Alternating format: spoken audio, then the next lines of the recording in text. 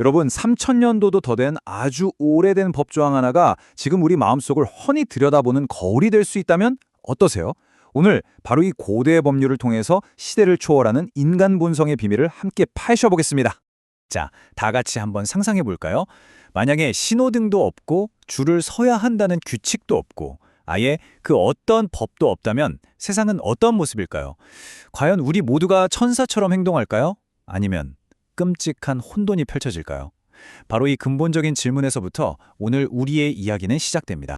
오늘 우리가 들여다볼 이 고대의 지혜는요, 아주 분명하게 이야기합니다. 법이라는 최소한의 울타리가 없다면 사회는 그야말로 약육강식의 정글이 되어버리고 결국 우리 모두가 고통받게 될 거라고 말이죠. 바로 이런 이유 때문에 인류는 문명이 시작된 이래로 거대한 국가부터 아주 작은 부족에 이르기까지 늘 규칙을 만들어 왔던 겁니다. 이 규칙이라는 건 마치 사회라는 거대한 집을 함께 짓기 위한 최소한의 설계도 같은 거라고 할 수 있겠죠. 그렇다면 오늘 우리가 살펴볼 이 특별한 법, 과연 누구를 위한 것이었을까요? 그 주인공은 바로 수백 년간의 노예 생활을 끝내고 기적처럼 이집트를 탈출한 고대 이스라엘 민족입니다. 무려 400년! 상상이 가시나요? 강산이 40번이나 바뀌는 그 기나긴 시간 동안 노예로 살았던 그들에게는요, 자신들을 억압했던 이집트의 법과 문화가 세상의 전부였습니다. 갑자기 자유가 주어지긴 했는데 막상 뭘 어떻게 해야 할지 막막했던 거죠. 이건 마치 미국의 흑인 노예들이 해방된 후에도 오랫동안 몸에 밴 복종의 습관 때문에 진짜 자유인으로 사는 걸 무척 힘들어했던 것과 아주 비슷한 상황이었습니다. 차라리 애굽에 있었더라면 광야에서 힘든 일을 겪자 그들이 내뱉은 이 한마디는 당시 그들의 정신상태를 정말 적나라하게 보여줍니다. 그러니까 새로운 자유가 주는 불확실성보다는 차라리 고통스럽더라도 익숙했던 그 노예 시절로 돌아가고 싶었던 겁니다. 그래서 하나님이 그들에게 십계명 같은 법을 주신 건 절대 그들을 억압하려는 게 아니었어요. 오히려 그 반대였죠. 노예가 아니라 자유인으로, 새로운 공동체의 일원으로 어떻게 살아가야 하는지를 가르치는 일종의 재교육 프로그램이었던 셈입니다. 좋습니다. 그럼 이제 이론적인 이야기는 잠시 접어두고요. 출애굽기 22장에 나오는 절도에 관한 실제 법 조항을 한번 들여다볼게요. 이 원리가 어떻게 적용되는지 구체적으로 살펴보면 아주 흥미로운 지점이 보이기 시작할 겁니다. 생각해보세요. 당시 농경사회에서 소나 양 같은 가축은 그냥 재산이 아니었거든요. 말 그대로 한 가족의 생계가 걸린 가장 중요한 자산이었죠. 그렇기 때문에 이 법은 절도를 굉장히 엄중하게 다루면서 공동체의 기반을 흔드는 심각한 범죄로 규정했던 겁니다. 그런데 여기서 정말 흥미로운 점이 나타납니다. 이 법이요, 모든 절도를 똑같이 취급하지 않았다는 거예요. 범죄가 일어난 상황과 맥락이 처벌의 수위를 결정하는데 아주 중요한 역할을 했습니다. 자, 예를 한번 들어볼까요? 만약에 소 한 마리를 훔쳐서 팔아버렸다. 그러면 무려 5마리로 갚아야 했습니다. 그런데 양을 훔쳤을 때는 4마리로 갚으면 됐어요. 왜 이런 차이가 있었을까요? 소는 당시 농사일에 없어서는 안 될 아주 강력한 노동력이었거든요. 그러니까 양보다 훨씬 더 큰 가치를 지녔기 때문에 피해의 크기에 따라 배상의 책임도 달라졌던 거죠.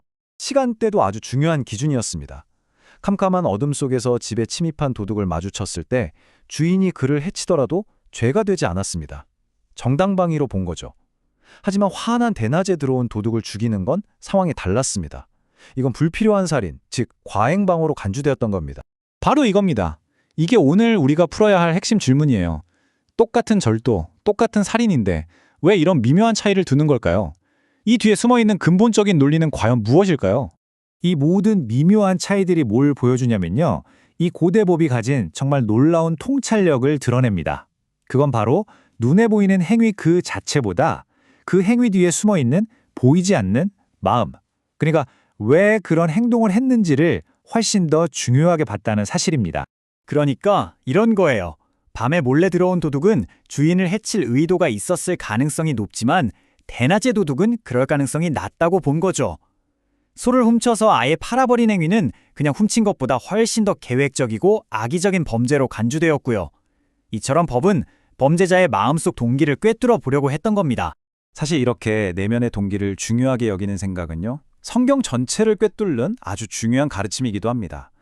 훗날 선지자 사무엘은 왕을 세우는 아주 중요한 순간에 이렇게 말하죠. 사람은 외모를 보지만 나 여호와는 중심을 본다. 그리고 수백 년이 흘러서 예수님은 이 원칙을 한 차원 더 깊게 끌고 가십니다. 단순히 살인이라는 행위만이 죄가 아니라 형제를 향한 미움과 분노, 그 마음속 생각 자체가 이미 심판의 대상이 된다고 가르치셨어요. 모든 행동의 뿌리가 마음에 있다는 걸 지적하신 거죠. 간음죄에 대해서도 마찬가지였습니다. 실제로 행동으로 옮기지 않았더라도 마음속으로 음욕을 품는 것 자체가 이미 간음한 것과 같다고 말씀하셨죠.